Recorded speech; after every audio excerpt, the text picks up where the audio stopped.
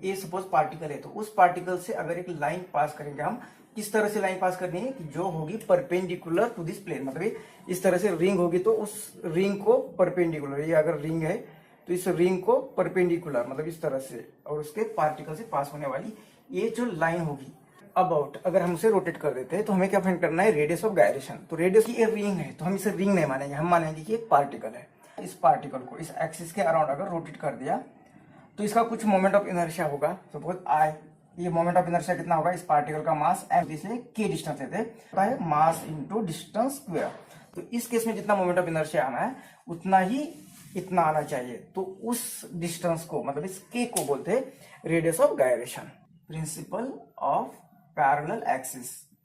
तो वो क्या प्रिंसिपल होता है, एक किसी भी लाइन के around moment of inertia is equal to moment of inertia of this body about the axis passing through centre of mass plus mass of body into perpendicular distance between this line and this axis passing through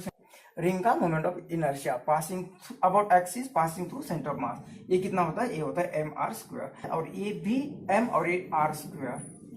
तो मतलब ये 2mr square, ये इतना ही आना चाहिए। देखेंगे a moment of inertia is equal to a moment of inertia, तो ये 2mr square is equal to कितना होना चाहिए, ये m k स्क्वायर, तो ये m चला गया तो हमें ये डिस्टेंस फाइंड करना है k स्क्वायर, मतलब ये 2r square is equal to k square आ गया, तो k is equal to r और √2 इतना वो डिस्टेंस